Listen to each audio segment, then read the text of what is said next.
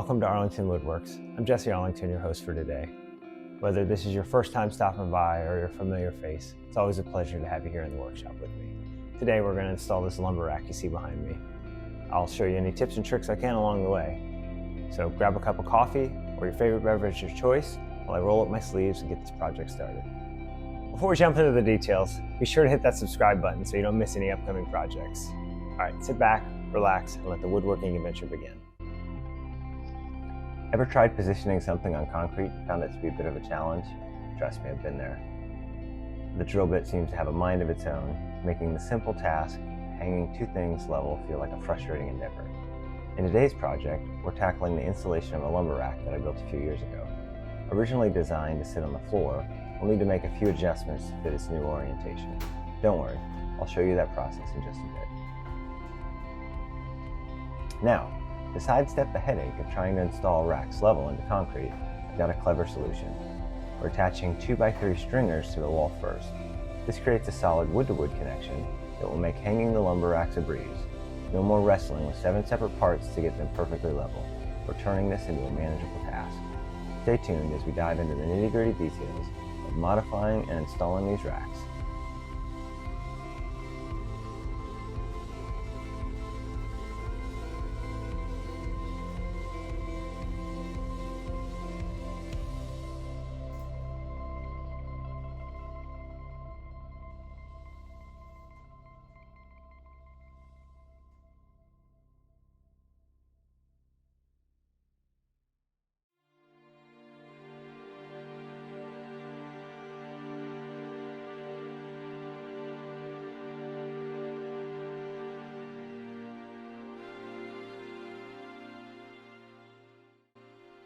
Now, before we move on to attaching the lumber rack, let's talk about something important: pre-drilling the 2x3 stringers. The Tapcon bit isn't designed for drilling through wood. This step not only makes finding the right spots in the concrete a whole lot simpler, but will also make aligning the holes in the wood and the holes in the concrete much easier when we go to hang the stringer.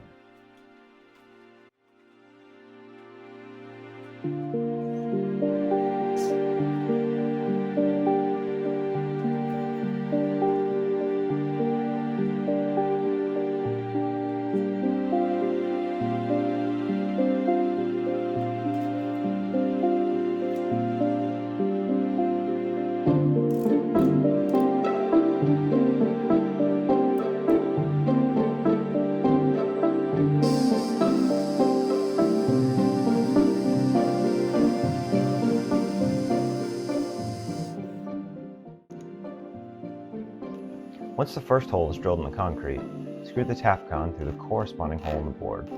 Make sure it sticks out slightly. This simple step will make aligning the screw with the hole in the concrete a breeze.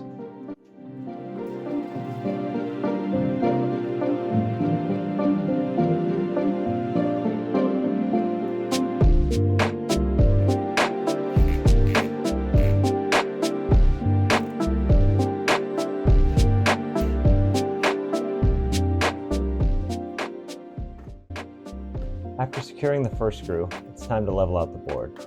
Keep in mind, this step doesn't have to be perfect. We're attaching these stringers now to simplify the leveling of the lumber rack in a later step. So let's get it reasonably level, knowing we've got a trick up our sleeve for fine-tuning it later on.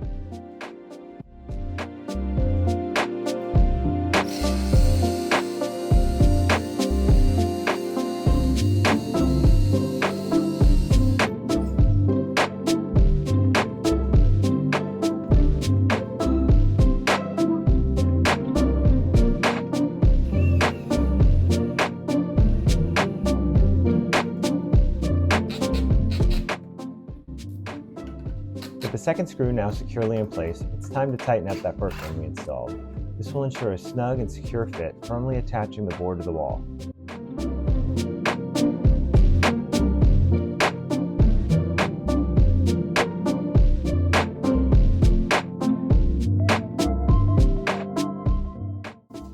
Now that the first board is attached, we're just taking a quick measurement to ensure the top stringer board fits into place. Now that we have our measurement, it's time to transfer it to the top stringer. Here's a little trick. I prefer making a V mark. It ensures that when I line up the square, I'm aligning it to a distinct point rather than a line drawn freehand. It's a small detail that adds to the accuracy of our cuts. Here's a handy tip for cutting smaller material on a sawhorse. Clamp the board to one of the sawhorses. It's a simple step that prevents any unwanted movement while you're making your cuts. It's a quick and effective way to ensure precision in your small cuts. Utilizing the speed square as a guide is a surefire way to guarantee that your cut is made perfectly perpendicular. This straightforward technique adds a layer of precision to your cuts, ensuring accuracy and a clean finish. Once we've got our board cut to the desired length, it's time for the next set of holes. Following the same process as before, we measured and pre-drilled them. Now to locate the first hole in the wall, we're using the pre-drilled hole in the board. It acts as our guide for the drill bit, ensuring a correct position for attaching the stringer.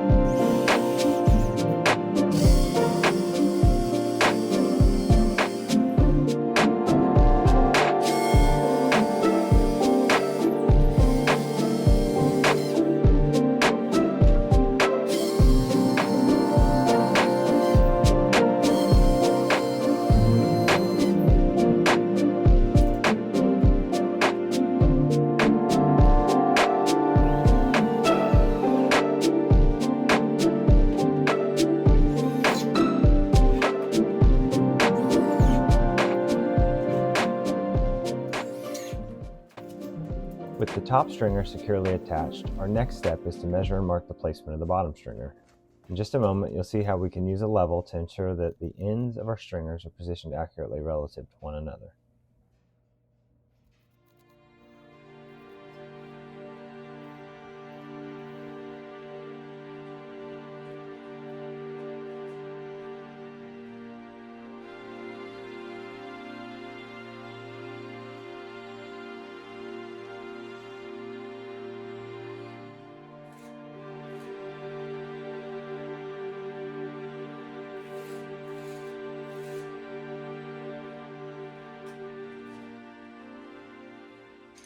With the ends and center line marked, we can use a level to position our first hole. This straightforward step ensures accuracy as we move forward in securing our lumber rack.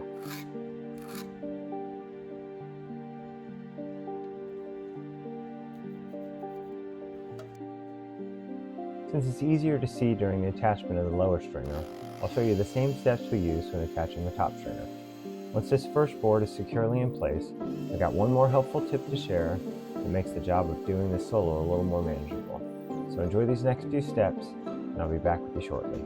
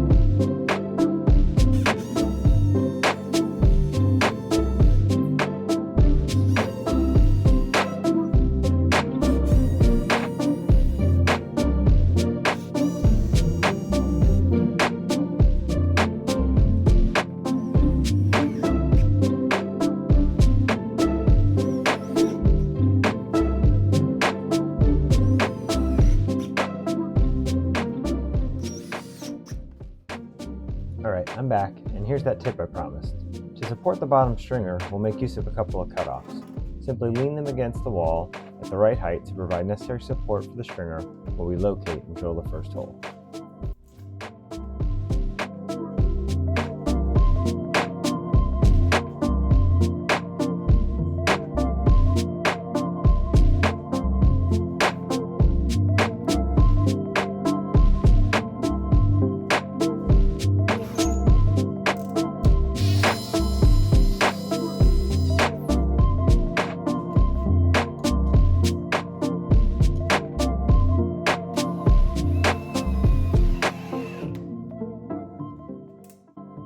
As you've seen by now, it's a straightforward process.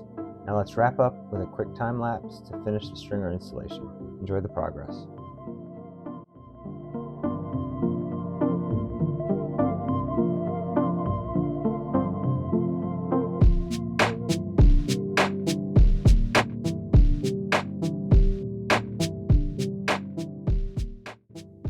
Now that the stringers are securely attached to the wall, it's time to shift our focus to modifying the lumber racks I had initially built for my previous shop.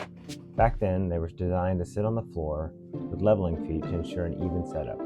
However, in this new setup, we're opting to hang them on the wall, making the feet unnecessary. Using the table saw, we'll quickly cut off the feet and prep these parts for hanging on the wall.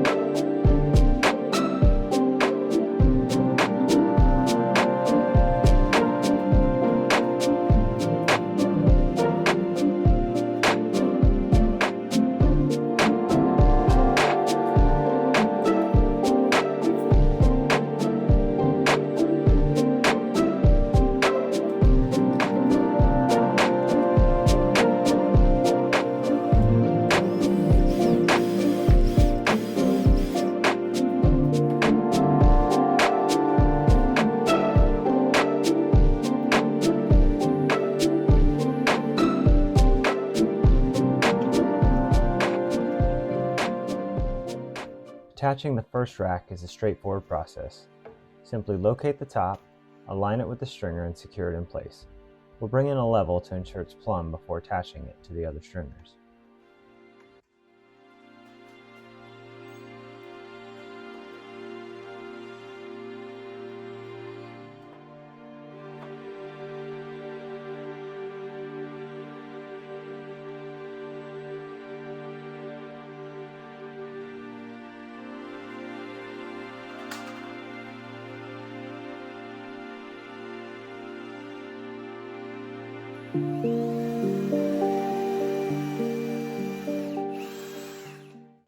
The process remains consistent for each rack.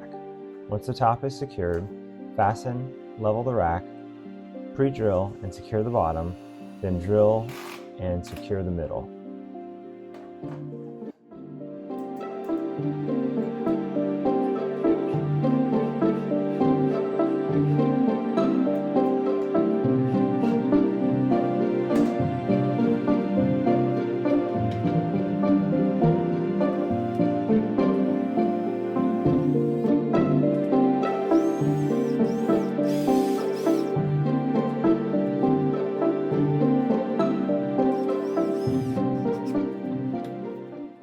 This is the moment in the project where all our hard work truly pays off. Remember when I mentioned sidestepping the headache of trying to install the racks level directly into the concrete?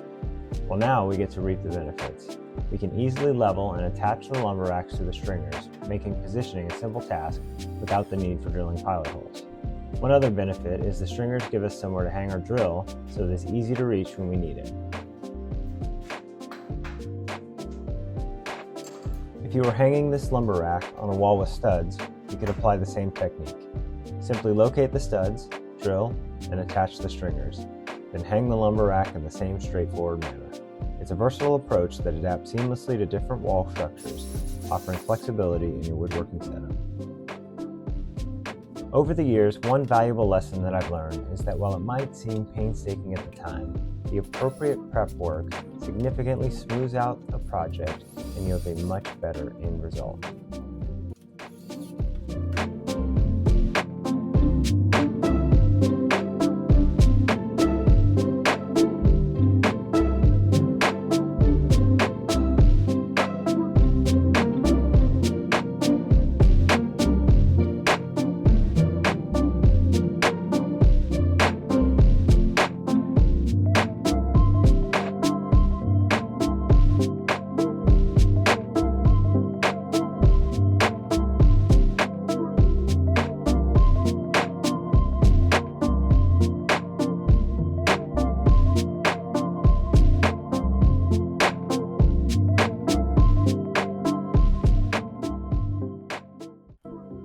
Hello again, and thanks so much for joining me here at Arlington Woodworks. I'm Jesse Arlington, and it's been a pleasure having you in the workshop with me today. If you enjoyed this project, don't forget to show your support. Hit that like button, subscribe to the channel, and let me know your thoughts in the comments below. Your support means the world to me, and it keeps the workshop alive. I hope you enjoyed that cup of coffee or your favorite beverage of choice as we delved a little deeper into the world of woodworking together. Until next time, stay inspired and let the woodworking adventure continue.